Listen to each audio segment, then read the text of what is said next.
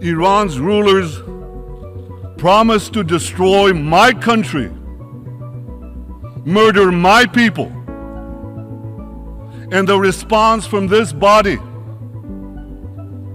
the response from nearly every one of the governments represented here, has been absolutely nothing. Utter silence. Deafening silence.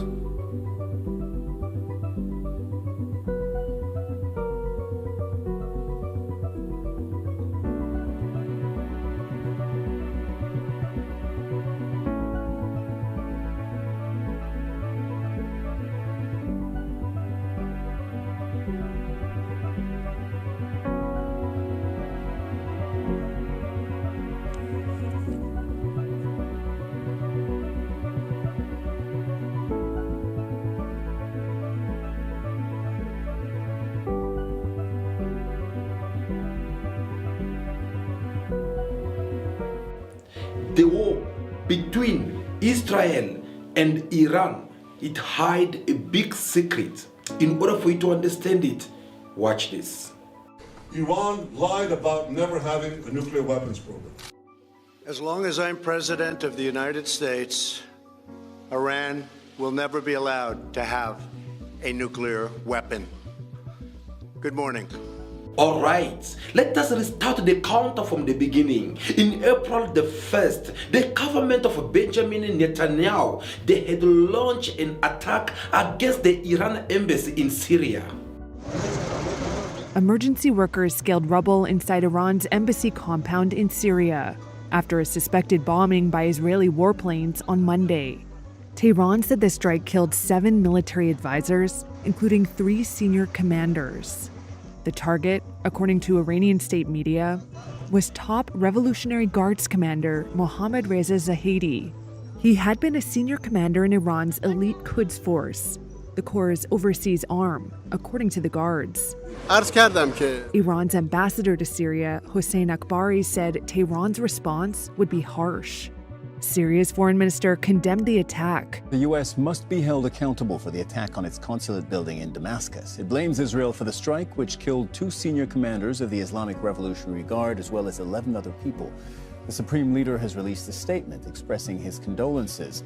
He also says, quote, "The vicious Zionist regime will be punished at the hands of Iran's brave men, and it will be made to regret having committed these crimes."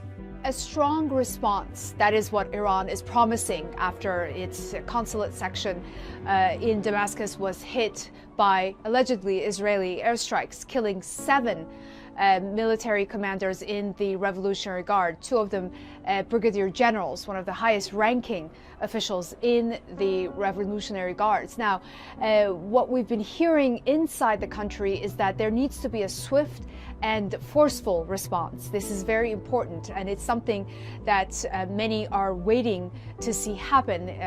For me, at first when I saw all this happening on the TV, I was not surprised. I was not either shocked by what was happening over there, as other people think that this is one of the things which usually happen in the Middle East. But instead, for me, I took it as a very big sign of showing that we are about to engage yet in another World War III. Because on one side, we're having Israel, which is well supported by its own big brother, the United States of America, the first and large military in the world. On the other side, we're having Iran, of course, which is well supported by Russia and China. So the attack which Israel had launched on Iran embassy in Syria, of course, it was a way of opening the door to the World War III, which is between the Western versus the Middle East with its allies. And this war, it had already started taking place right now in the Middle East, where there's been conflict for so many years. Now, there is one question which is being asked, and the question is 20 million US dollar. The question of 20 million US dollar. It is a question which each and every secret service of each and every country in the world, they are willing to put millions of money on the table. Oh yes, putting the money is good. But the question is, what are the intention behind all this? What could be the intention of all this that could make, whether it is the enemy or the person involved, to make this kind of sacrifice in order for them to be the winner at the end of the day? In which objective that can push or motivate all these people to invest a lot of billion of money in this conflict that is taking place in the Middle East? Because we need first to understand what is their motivation and the objectives that's pushing them behind all this reasonable. And here, the objective of Benjamin Netanyahu, it was that clear. First of all, he had to make false declaration concerning the war in Palestine. Let me say this again tonight. Israel will not remain silent on this massacre. Hamas will pay the price, a very high price. Perhaps you can now understand why Israel is not joining you in celebrating this deal. Thousands of Israelis took to the street for a second day, pushing past police lines and converging near the home of Prime Minister Benjamin Netanyahu in Jerusalem, many blaming his delay in signing a ceasefire deal for the discovery of 6 more dead captives in Gaza. The government of Israel is a threat to the world peace. For the first time since mass protests and a labor strike broke out following Saturday's news of the dead captives, Netanyahu addressed the country.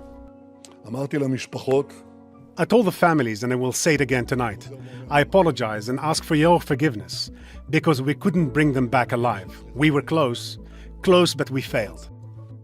Protesters say Netanyahu is prioritizing military gain over the return of captives, pointing to his continued insistence that Israel maintain control of the Philadelphia corridor as part of a ceasefire deal. That's a non-starter for Hamas and a reason U.S.-led negotiations have been stalled for weeks. U.S. President Joe Biden said he was close to presenting a final proposal, but that the Israeli Prime Minister hasn't been doing enough to move the deal forward. Mr. President, do you think it's time for Prime Minister Netanyahu to do more on this issue? Do you think he's doing enough? No. According to the Israeli Health Ministry, the 6 captives found over the weekend were shot at close range, 1 or 2 days before their bodies were discovered. A Hamas military spokesman says Netanyahu's delay in signing a ceasefire and prisoner exchange deal made him responsible for the deaths. More than 40,000 Palestinians have now been killed since Israel's military offensive into Gaza began on October the 7th, according to Gaza's Hamas-run health ministry. A new round of ceasefire talks are expected to take place today. The US, Qatar, Egypt and Israel are meeting in Doha, but Hamas has said it will not participate. Across Israel overnight, hundreds of thousands took to the streets in the biggest protest since the war began almost 11 months ago. In Tel Aviv, police and protesters clashed. Nationwide, some 24 people were arrested. Today, protesters blocked a main road in the city, demanding that Israeli Prime Minister Benjamin Netanyahu reach a deal to return the 100 or so Israeli hostages still in Gaza. I think we have a criminal government who lets the hostages be murdered only for the sake of the coalition. And we have a Prime Minister who doesn't think of the good of a country, but only of his own good. When the Israeli Prime Minister had released this report, of course this has raised a different opinions in the worldwide, because people, they have their own report of what has been happening in Palestine, and compared to the number which the government of Benjamin Netanyahu they've been giving, it shows that these are 2 total reports which does not match at all. But that was not all. Things even end up getting worse for him. With the moment when he tried to challenge the authority of justice, he wanted to be the only man who have to decide for the entire Israelites. In other words, he wanted to be the only commander-in-chief without respecting any rules. For months, Prime Minister Benjamin Netanyahu's sweeping judicial overhaul proposals had divided Israelis, triggering massive protests across the nation virtually every weekend. Israelis today waking up to a deeply divided nation, a country more divided potentially than at any other point in its 75-year history. This is what the front page of all of Israel's major Hebrew newspapers look like today. It's all black, and at the very bottom it says, "A dark day for Israeli democracy." And that is how many of the protesters are feeling. We spoke yesterday with a woman who was demonstrating outside of Israel's parliament. She had tears in her eyes and said she does not know what she is going to tell her children about their country's future. A lot of concern today. This morning, one of Netanyahu's religious allies has introduced a bill that would treat religious studying of the Torah, on par with national military service. Now, it's not clear if that bill is actually going to go anywhere, but it gives you a sense of the kind of future that some of Netanyahu's allies want to create and what so many Israelis are afraid of. There is, of course, another side to this. Netanyahu would tell you that these reforms were necessary to curb the power of unelected judges who for too long had been blocking the will of Israel's more conservative, more religious majority. Netanyahu speaking to the nation last night, appealing for unity. But the protests continue. We saw very large demonstrations overnight, protesters blocking major highways, police using water cannon to try to dislodge them. The doctors are on strike today. It is basically impossible to get anything other than emergency medical treatment from doctors in Israel today. And this morning, the Bar Association has petitioned the Supreme Court to strike down this bill, which would weaken the Supreme Court. Now, if the judges decide to do that, we are in uncharted constitutional waters. Nobody from Netanyahu to constitutional scholars to the protesters on the street can tell you what happens next. There are also major questions hanging over the institution that is supposed to be above politics in this country. That is the Israeli military. Thousands of Israeli military reservists have said they will stop showing up for duty in protest at this legislation. That is going to have a particularly severe effect on the Air Force. So Netanyahu have to go far to the point of reforming the justice system in Israel by changing some judges and put people who will have to comply with what is his visions. This have raised up a lot of division among the Israelites. There were those who were pro-Netanyahu by supporting what was taking as his decisions, and there were those who were standing against what he took as a decision to touch the justice system. But when you combine all this together, including to what happened in October the 7th, all these have raised a big number of people to come forward and start protesting against the government of Benjamin Netanyahu. Our residents in Israel have taken to the streets for 37 consecutive weeks to express their opposition to Prime Minister Benjamin Netanyahu's proposed judicial overhaul. Now, opponents say the legislation limits their Supreme Court's ability to impose checks and balances over the government's authority. The resistance has not deterred Netanyahu. Democracy is supposed to be checks and balances of the three branches on each other. In Israel, the judiciary has no checks and no balances. We are not there. We, the people, are defending our democracy against an attempt to destroy it from within. We are defending democracy. You should remember, democracy should be capable of defending itself against those who are using the very tools that it provides, the very freedom that it bestows upon the people in order to destroy it from within. And that's exactly what happened in Israel. It's not a judicial reform. Our Chief Justice, a lady named Esther Hayut, defined the following way. Said this is not a reform, this is an attempt to crash the independence of Supreme Court and push Israel out of the family of democracy.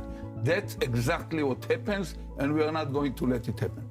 When your people are divided, your leadership, it is at a very big danger. Your power as politician or as a president, it will be neutralized because you'll be having different people who speak different opinions, and that will bring a serious instability to your leadership. And in this kind of case, there is only one way that can make you survive. And you only have one choice to make. The solution in order for you to survive as a president against this kind of people who are divided with different opinions, it is for you to come out with a government of national unity. It is through this government of national unity you have to come up with one element that will bring all these people together behind your back so that they can be able to support you. In order for you to bring all these people behind you, in order for them to support you, it's by you coming up with something that will be for their own interest. You have to come up with some trade, serious trades against this nation, that you can convince all these people that if you don't unite right now, well, we will all be doomed. You have to come up with something very solid that can convince all these people to be united behind your back. What kind of trade or reasons, or should I say something solid that the government of Benjamin Netanyahu can use in order for him to unite all the Israelites behind him? Of course, this time he has to think for no one else but the state of Iran. We're determined to prevent Iran from developing nuclear weapons. We leave all options on the table, and containment is definitely not an option. The Jewish state will not allow those who seek our destruction to possess the means to achieve that goal. A nuclear-armed Iran must be stopped. Ladies and gentlemen, if it looks like a duck, if it walks like a duck, if it quacks like a duck, then what is it? What is it? That's right. It's a duck, but this duck is a nuclear duck. And it's time the world started calling a duck a duck. My friends, Israel has waited, patiently waited, for the international community to resolve this issue. We've waited for diplomacy to work. We've waited for sanctions to work. None of us can afford to wait much longer. As Prime Minister of Israel, I will never let my people live in the shadow of annihilation. There we go. With that only, it had given the answer to the question which we asked earlier on of 20 million US dollar. What was the intention of Benjamin Netanyahu? First of all, this man was in a serious, difficult situation. He was kind of like trying to survive politically because his political career, it was put online. And the only way for him to survive politically, it was for him to reawaken up the trade of Iran once again. And the only best way to win Iran is by having their big brother called the United States of America behind them. After Israel declared independence in 1948, Iran was actually among the first Muslim-majority countries that recognized the new state. So what happened then? The Iranian Revolution in 1979 turned everything upside down when the Western-backed Shah regime was toppled.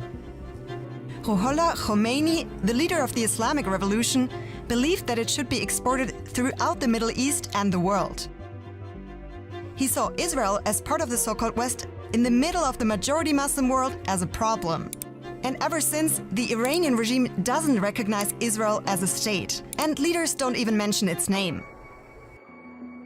This is one of Tehran's oldest squares. In 2017, this clock was unveiled here, counting down to 2040, to the destruction of Israel. Because that is part of the propaganda of the religious regime in Iran. The square is often the scene of protests like these, transporting the anti-Semitic, anti-Israel rhetoric of the Iranian authoritarian government. The square we mentioned earlier, guess what? It's called Palestine Square, for a reason. After Hamas' October attack on Israel, people in Iran protested here in support of the Palestinians, some even in support of terrorist group Hamas. But remember, Iran is an authoritarian state. So these protests might not reflect what people actually think, because we've seen in the past that protests have been orchestrated by the regime. It's important to understand that ever since the Iranian Revolution, the Iranian regime presented itself as a vocal supporter of the Palestinian nuclear weapons. The Iranian regime has repeatedly said its nuclear program is only to produce energy. ایران دنبال سلاح کشتار جمعی نبوده و نخواهد بود. It's just that world powers such as the US, China, UK, and the EU don't believe them. And Israel doesn't believe them either. Iran lied about never having a nuclear weapons program. And just so you know, Israel was one of the biggest critics of the Iran nuclear deal. But that's a story for another video. So for Iran, its nuclear program is a way to put itself in a position of power in the Middle East. And Israel sees the Iranian nuclear program as threatening to its existence. And by the way, Israel is believed to possess nuclear weapons as well, but it doesn't acknowledge this. So, Netanyahu, by reawakening up this threat against Iran and by declaring this war with a common enemy, it was gonna make each and every citizen of Israel to be lying behind him, to give him all the support that he deserves, because they all know that Iran, it is their common enemy. But what makes him to become even more clever is by the time when he decides to play the game of killing two birds with one stone. When I used to grow up as a kid, we all went to school and see on how it was forbidden for any country in the world to not produce the nuclear bomb. In other words, an atomic bomb. Back to Iran. Here are the country's key nuclear facilities. Over the years, there have been many sabotage attacks. Take this nuclear facility in Natanz, where experts say an explosion in 2020 set back Iran's nuclear program by up to 2 years. Iran has blamed Israel for them, and Israeli officials have implicitly threatened to attack Iran's nuclear facilities. Israel's intelligence agency Mossad is also believed to have targeted Iranian nationals, including a series of assassinations of high-profile nuclear scientists, such as the father of Iran's nuclear program in 2020. Israel, however, has never officially admitted to it. But I had to ask myself a question to know, if every country they have agreed to stop not producing this nuclear, why is it only applying for some countries such as United States of America, France, and not other nations in the world?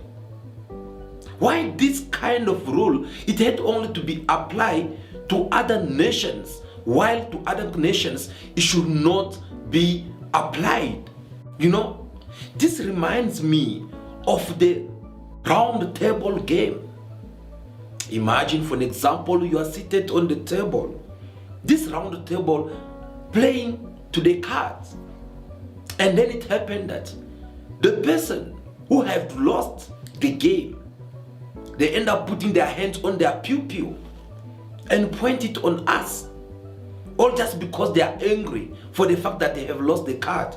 After this man had pointed his pew on us, you and me, of course, who were seated on that table, that's for the fact that we are not harmed. That's because we don't have something similar to what this man had pointed on us. Of course, we'll have to bow and obey his rules. Why? Because him is in a possession of a gun, which me and you, we don't have. That is how these things called nuclear bombs works. And these countries, when they came up with this rule of saying that no other nation in the world should not produce this nuclear bomb, it is because they want to be the only one who have to be in possession of this nuclear. They want to be the only one who will have something to use in order for them to threat another nations in the world. Let me explain this in a very simple language. The nuclear army it is something that can make one nation to have a last word to say to another nation who does not have it.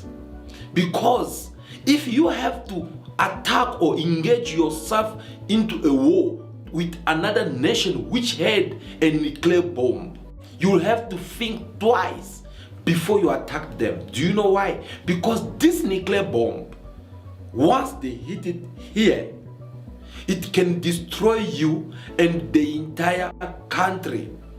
After that, nothing will remain of you. This nuclear can wipe you off from the map of the world. I remember a prof at school used to tell us that Israel, they actually have a nuclear bomb, but which they never accepted or admit that they do have it. And Israel sees the Iranian nuclear program as threatening to its existence. And by the way, Israel is believed to possess nuclear weapons as well, but it doesn't acknowledge this. With that being said, that simply means to say that Israel, they are #1 military in that region because they're in possession of a nuclear weapons. They have different weapons which make them become one of the powerful countries in that Arabic region. On the other side, we're having people who are saying that no, actually Iran, they are busy developing their all civilian nuclear. So I'm kind of like confused and I don't know which side it is the truth. Well, maybe you have some details, and feel free to drop it down in the comment section so that we can have a look on it. But according to Benjamin Netanyahu, who had to go all the way in the United States and address the UN Assembly, demonstrating in black and white on how close Iran they have developed so quick their nuclear bomb and they are this close, they need to be stopped. For the first time, Israel's prime minister issued a firm deadline to Iran for possible military action, using a simple drawing to warn the UN that Israel believes Iran will reach the point of no return on its nuclear program in just a matter of months. Secretary of State Hillary Clinton met with Benjamin Netanyahu. President Obama was campaigning in Virginia Thursday. The White House said too busy to meet with the prime minister. Earlier, he laid down his red lines for stopping Iran's nuclear program. This is a bomb. This is a fuse. In the case of Iran's nuclear plans to build a bomb, this bomb has to be filled with enough enriched uranium. And Iran has to go through 3 stages. The first stage, they have to enrich enough low enriched uranium. The second stage, they have to enrich enough medium enriched uranium. And the third stage and final stage, they have to enrich enough high enriched uranium for the first bomb. Netanyahu spoke a day after Iran's President Ahmadinejad from the same podium had called Israel uncivilized Zionists. Netanyahu said Tehran was already 70% toward getting enough nuclear fuel for a bomb and has to be stopped within months. If these are the facts, and they are, where should a red line be drawn? A red line should be drawn right here. President Obama told the UN this week there is more time before Iran reaches the point of no return. America wants to resolve this issue through diplomacy, and we believe that there is still time and space to do so. American intelligence does not yet believe that Iran has made the political decision to actually build a weapon. What does Israel think? Whether or not Iran has made the decision will become irrelevant once we can no longer stop it. Now, why did I say Benjamin Netanyahu is trying actually to kill 2 birds with 1 stone? In the first position, he's trying to unite his people who are having different opinions so that they can all come behind his back by fighting the one common enemy, which is Iran. And he wants to become the hero for his people. He wants to be the commander-in-chief so that his people in Israel, they should not turn their back on him. On the other side, he's kind of like trying to fight against Iran so that Iran should not be able to develop their nuclear program. Because if Iran succeed to go ahead and develop this nuclear bomb, of course, it will make them also become one of the powerful country in that regions. And that will bring a lot of instability in that regions, whereby you'll be having now Iran on this side, Israel on this side. Both they do have the nuclear bombs, which can make them crash on each other at any time. Because if Israel can't be able to stop Iran from developing this nuclear bomb, it will make them be nothing in the Middle East. Do you know why? Because Iran is going to become even more powerful. Because with all the military which placed them already as #1 in the Middle East, plus the development of this nuclear bomb, guys, this was going to make Israel to suffer, because Iran was going to come on them in a very hard way. So they were left without no choice than to make sure that they fight Iran by all means in order for Iran to not develop this nuclear bomb. The development of this nuclear bomb by Iran, it's going to make Iran become the only boss in this Middle East.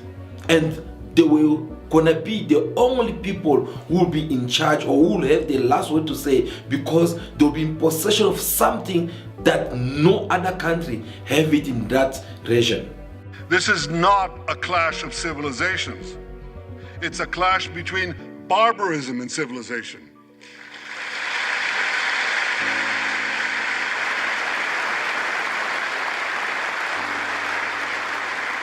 It's a clash between those who glorify death and those who sanctify life.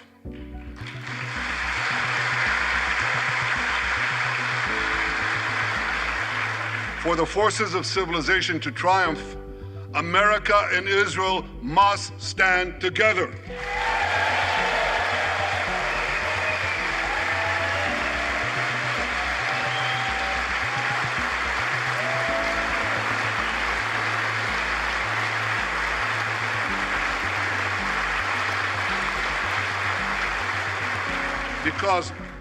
Because when we stand together, something very simple happens. We win, they lose.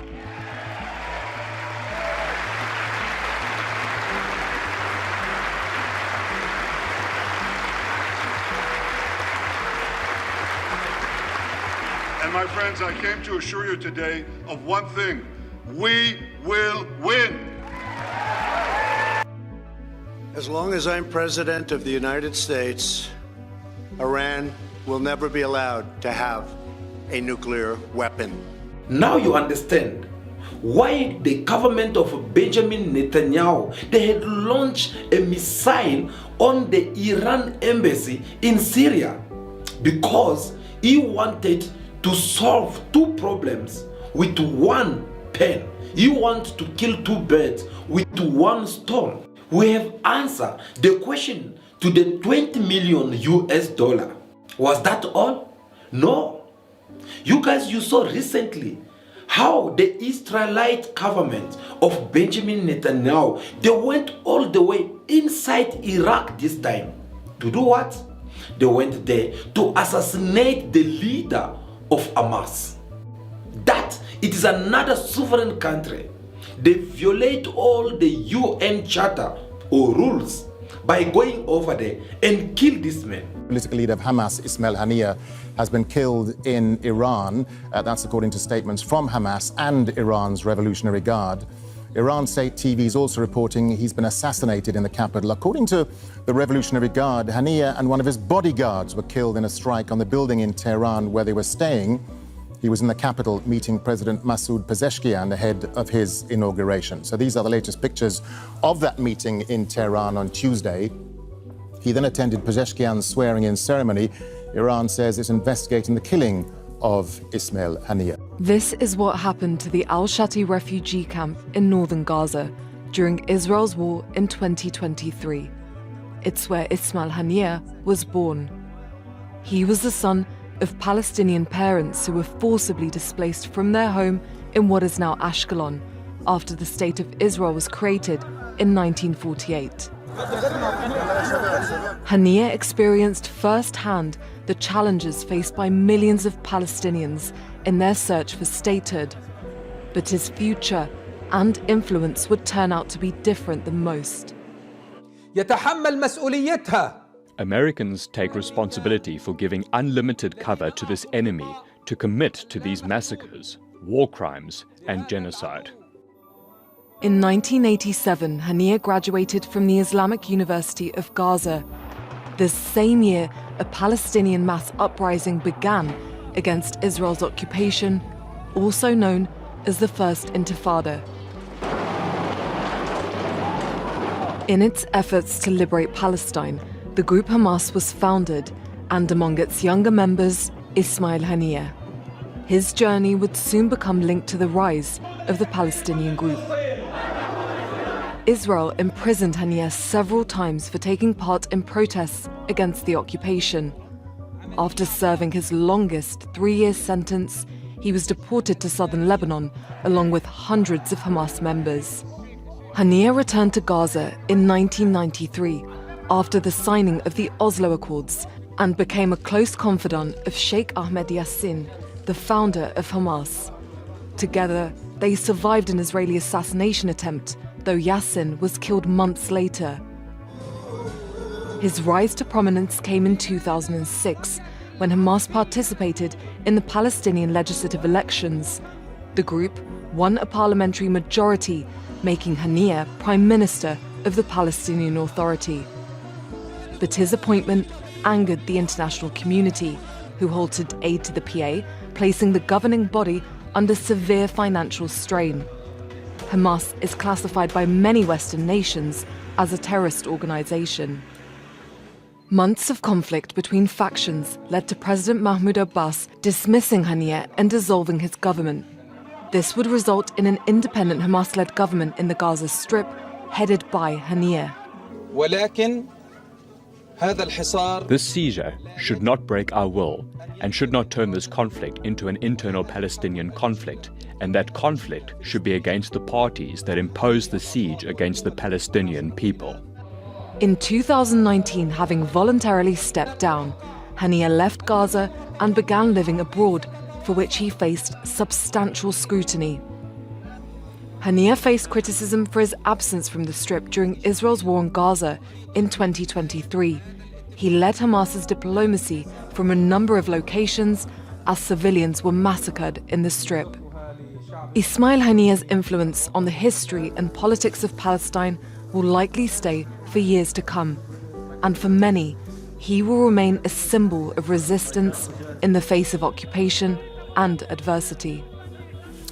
Now, let us put ourselves in the position or in the case of the Iranians. Iranians, they find themselves in a very delicate position or situation right now. But how did Iran find themselves in that hard position? Of course, because they have to think twice before they attack or they respond back to all the provocation of Israel. They have to think that if we attack Israel right now, behind Israel, there is what we call their big brother, which is the United States of America, #1 military world. Sometimes for what?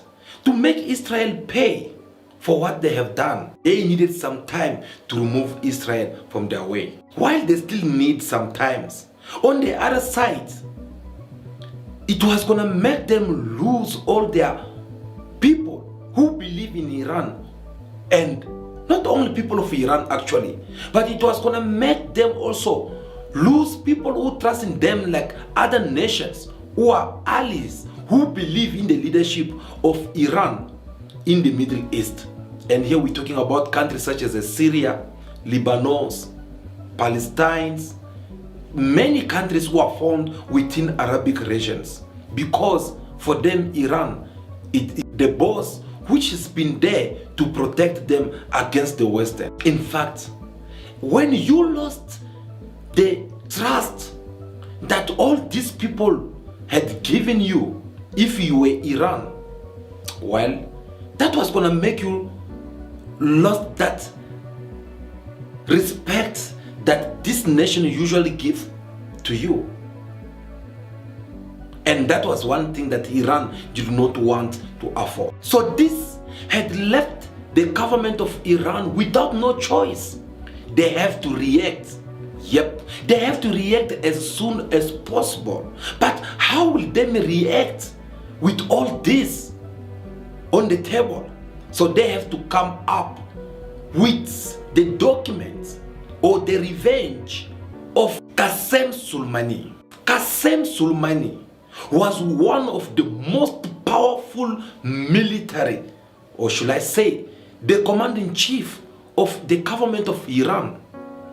But in 2020, just before the world pandemic, former President of the United States of America, Donald Trump, decided to eliminate him by assassinating him. The aftermath shows an attack that was deliberate and sustained. With around a half dozen explosions, the Americans firing with drones clearly didn't want to miss their target, Iran's General Qasem Soleimani. He'd reportedly just gotten into Iraq from Beirut and was leaving Baghdad airport when he was killed in a convoy of vehicles along with a top Iraqi militia leader. President Trump tonight. Soleimani was plotting imminent and sinister attacks on American diplomats and military personnel, but we caught him in the act and terminated him. The imminent attacks planned by Soleimani targeted U.S. diplomats, U.S. military personnel, and facilities that house Americans in Iraq, Syria, Lebanon, and the region of the Middle East, a senior State Department official told reporters today. Qasem Soleimani was no ordinary general. The U.S. officially classified him as a terrorist, but in Iran, he was a national hero. Specifically, Soleimani was in charge of spreading Iranian influence around the world, and he was extremely good at it. Smart, charismatic, ruthless, strategic, and bold, Soleimani knit together a loyal network of armed groups from Iraq to Syria, Lebanon to Afghanistan. Anytime Iran attacked oil tankers in the Persian Gulf and then denied it, or attacked oil facilities in Saudi Arabia and denied that too, U.S. officials saw Soleimani's handiwork. His power made Iranians proud. Today, Iranians in the thousands came out to show their love and their anger. Soleimani was arguably Iran's most popular leader. For years, Soleimani operated in the shadows, and he spilled a lot of American blood. He was the secret architect of a long campaign against U.S. troops in Iraq after the 2003 invasion, killing hundreds. Back then, his face was barely known.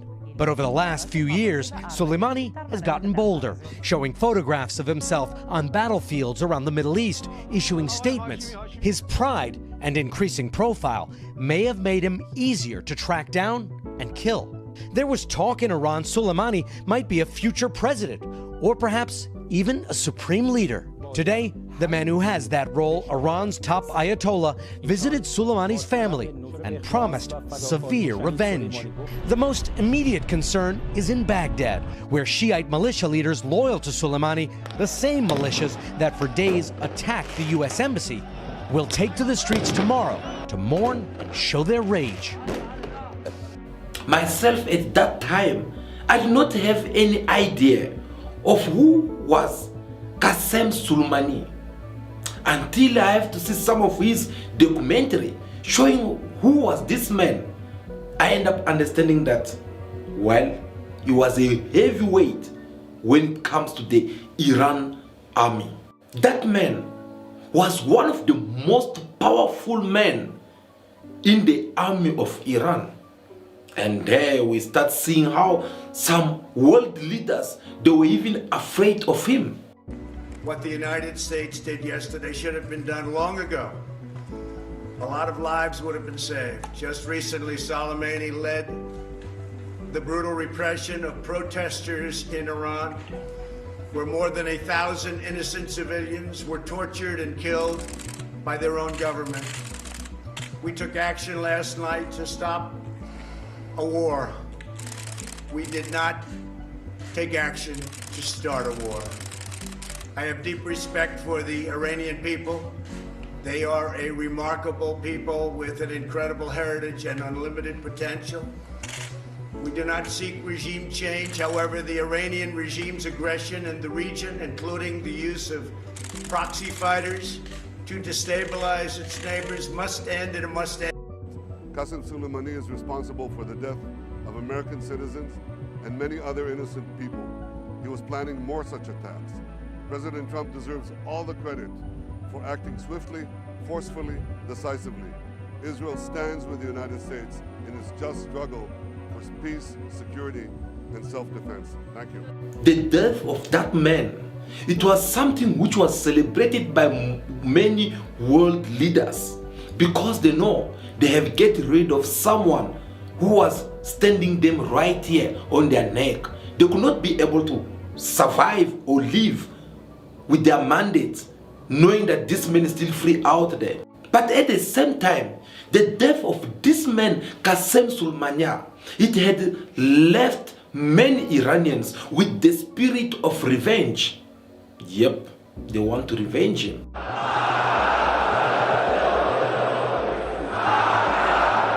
And anger at Friday prayers in the Iranian capital for the assassination of a man who led the charge against ISIL in Iraq and Syria, and whose death seems likely to lead to more conflict.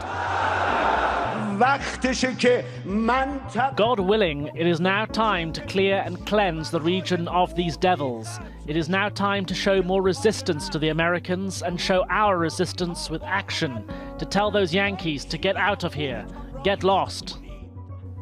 For Iran's Supreme Leader Ayatollah Ali Khamenei, Soleimani was a trusted confidant, a member of his inner circle. His killing in a targeted attack, the most extreme escalation in tensions between Tehran and Washington in recent years. Khamenei warned there will be revenge. The cruelest people on earth assassinated the honorable commander who courageously fought for years against the evils and bandits of the world. Soleimani's martyrdom will make Iran more decisive to resist America's expansionism and to defend our Islamic values. With no doubt, Iran and other freedom-seeking countries in the region will take his revenge. Anywhere where there's an American military presence, Americans should leave those countries immediately. But if I was in the Emirates, I would leave now. If I was an American in Iraq, I would leave now. If I was an American any part in Southwest Asia, I would leave immediately. Now the Iranian government, they were right here, like they were put across the corner, because now they have to think twice before they get to escalate or to revenge the death of Qasem Soleimani, because they had to think that if we have to attack Israel right now, well, this war is going to be escalated because their big brother, which is the United States of America, #1 world militaries, they were gonna escalate also on them as we're seeing it right now. So what do they need to do? Here, the Iran government had two choices: to keep quiet and lose their leadership in the Arabic regions, or they will have to escalate and revenge by attacking Israel and any other country such as the USA, who have killed their commander of the army. So how they're supposed to do all this? That is when the Iran government decided to attack on American military base. But they don't do that just for fun. They plan to play to this cleverness game of trying to call the government of Syria and letting them know that we'll be launching an attack tonight against the US military base. What was the reason behind that? Of course, the reason was for the US to be able to prevent all this attack by letting their militaries and everyone to evacuate. As each round came in, the concussion and the shockwave would just kind of rock the buildings, and it would push doors in and push them back out. So we did get some advance warning by a couple hours. We weren't sure what the threat was at the beginning.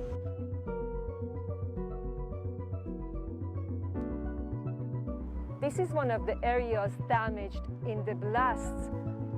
It was a military barracks, and many soldiers here had only a few minutes to evacuate to nearby bunkers before the missiles hit. Me and my partner, we hit the floor and we felt the big boom, and it's just, it got real real quick. You're just like, damn, I hope the next one doesn't fall on me. It's just, everything just crosses your mind. You're a soldier, you're trained, but were you scared? I was. I'm also human. I was scared, yeah. As long as I'm president of the United States, Iran will never be allowed to have a nuclear weapon. Good morning. I'm pleased to inform you the American people should be extremely grateful and happy.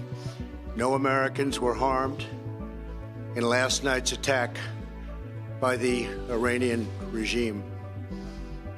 We suffered no casualties. All of our soldiers are safe, and only minimal damage was sustained at our military bases. Our great American forces are prepared for anything. Iran appears to be standing down, which is a good thing for all parties concerned and a very good thing for the world. No American or Iraqi lives were lost because of the precautions taken, the dispersal of forces, and an early warning system that worked very well. Now, you see that the escalation of this revenge, this war, which Iran had to go for by attacking the USA military base, which was located in the Arabic regions. It was short and well planned. But why? Because Iran had to at least to give an answer to all the anger which people of Iran wanted to revenge the death of Soleimani.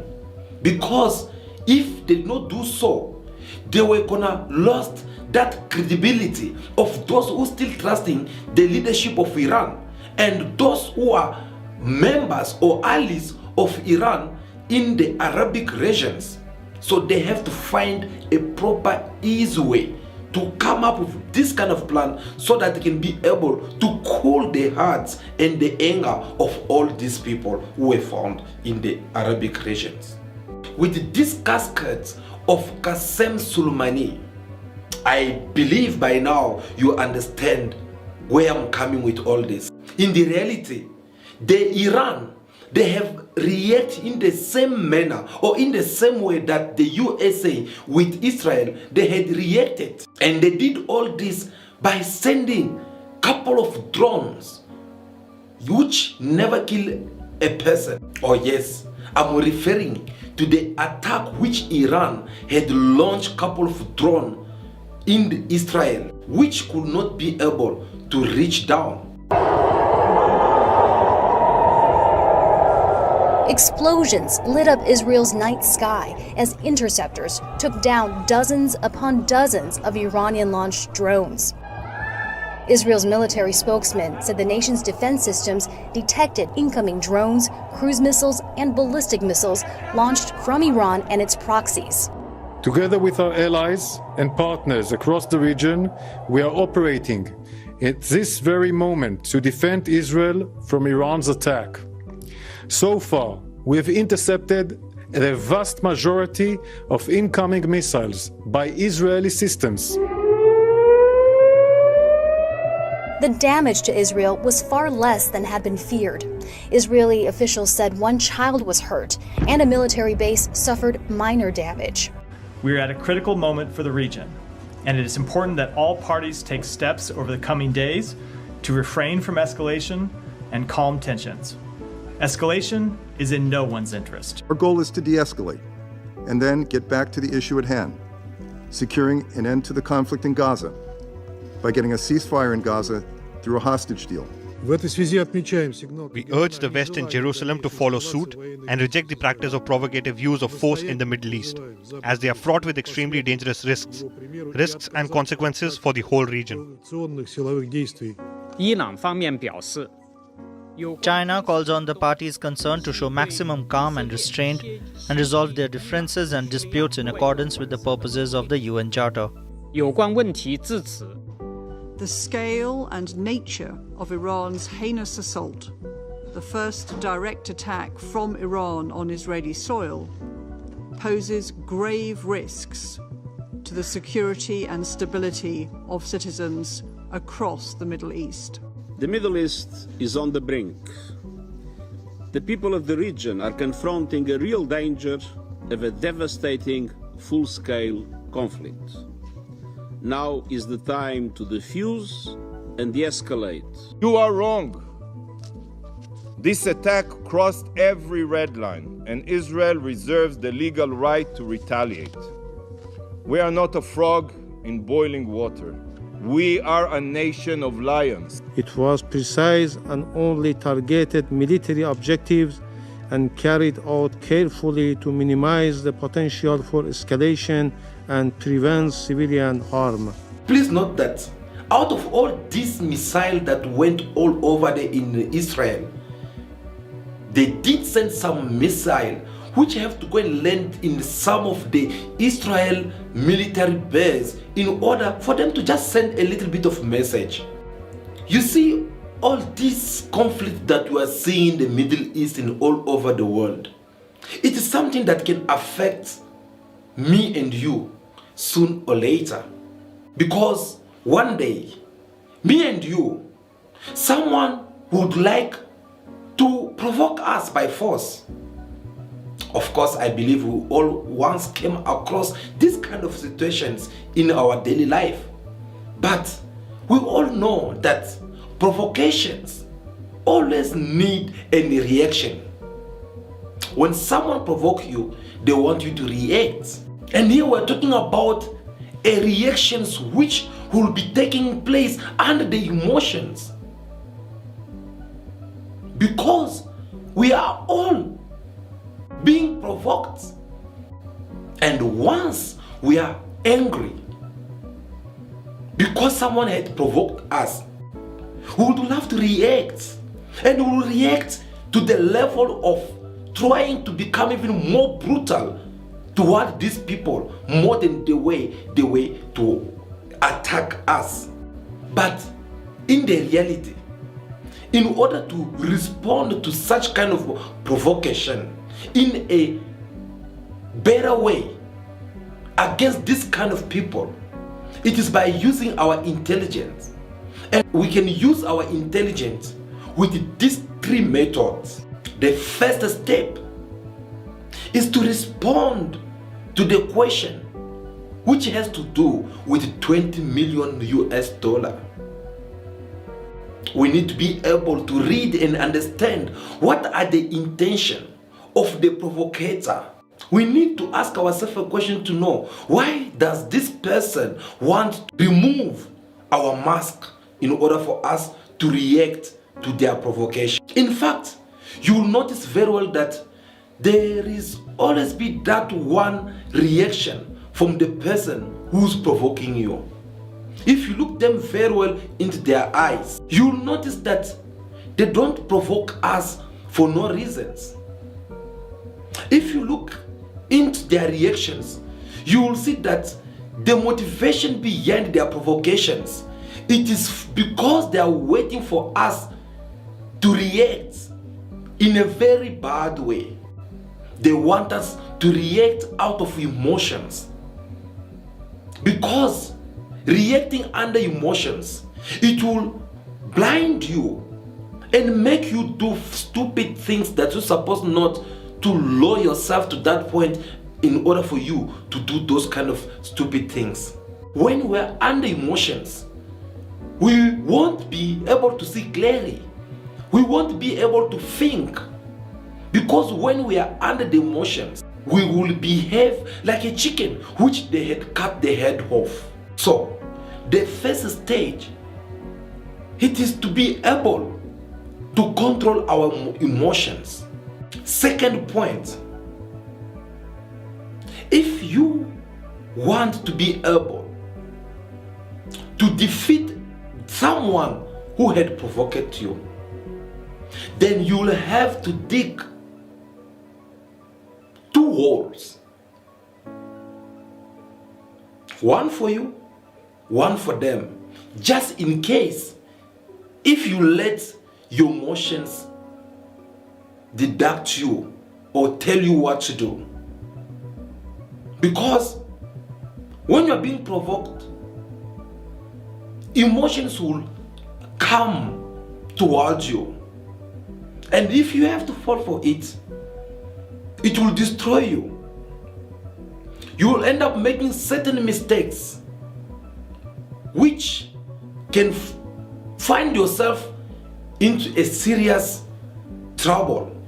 Hence you find some people, they'll be inside jail, and if you have to ask them questions to know how did you get here, they're like, mistake, I did not mean to do it, I was just doing this and that. Why? Because they react under emotions.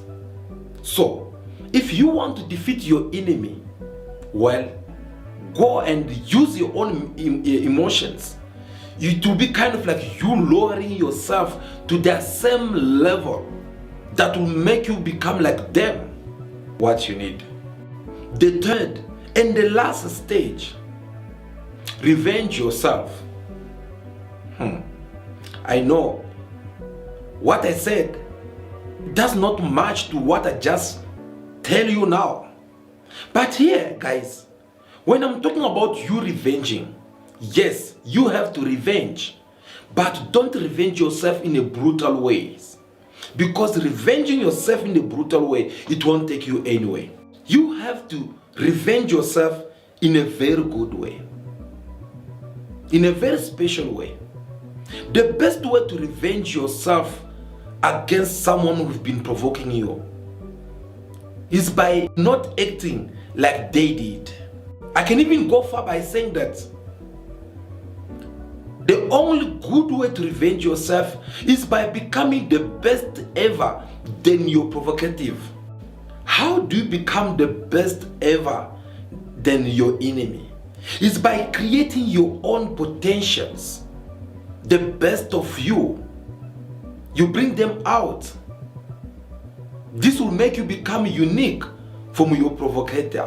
When you do this, when you become the best version of yourself, when you become your own inspirator, your provocators who've been provoking you, hoping that you will react in a very different way under emotions, well, they'll start getting angry. They'll start having hatred towards you. Do you know why? Because you did not react in the way or in the manner that they were expecting you to react. You have reacted to your own ways. You have focused on the person that you are instead of you focusing on the person that they want you to become for them. And that will make you become the best than him. And for the fact that they are aware that you are the best than them, that is what's gonna make them sick. And they will fail to destroy you. Why? Because they can see that you have destroyed them instead of them destroying you. That is how you respond to provocations. Guys, we are all aware of what is happening around. All this just because they want to pass their message to each and every state around the world, saying that we are the big brother. You can't say nothing because we are the one who are having the last words. We also how they've been intimidating other sovereign country leadership out there. When they do something wrong, they don't admit it. They prefer to be respected even when they're doing things wrong. Crime which is being committed in Ukraine, that's what they considered as a crime. But crime which is being committed in the Middle East, especially in Palestine, they don't see that as a crime. You also how Israel has been provoking, attacking Iran. Yet, when Iran reacts, they kind of like seeing this as a good opportunity in order for them to attack Iran. You had Joe Biden speaking out saying that now that Israel is planning to respond back with their attack on Iran, is even giving them some strategies of what they have to do by going to start attacking the Iran oil field. That is the kind of big brother that the world is having today. Instead of calling for peace, is actually even giving some strategies on what they have to do. That's not what we need today. That's not what the world needs to settle for today. This has to stop right now. We want peace because the world can't be free and happy if there is no peace. Thank you so much for taking your time to watch this video until now. We really do appreciate your presence here, guys. Before you leave, make sure that you give us your thumbs up, like this video in your numbers, especially if you believe that what we are saying here, it makes sense. What we are saying here, it's something that will benefit you in one way or other. Don't leave us without liking this video. But if this is your first time to watch our videos, we're inviting you to subscribe to the channel right now so that whenever we're here live, you don't miss any of our videos. Thank you for everything. We really appreciate your time. That will be all for now. Continue to be yourself. Be good, be kind. Have respect for everyone in order for you to be respected. May God bless you all. I'll see you again very soon in our next video. Ciao, ciao.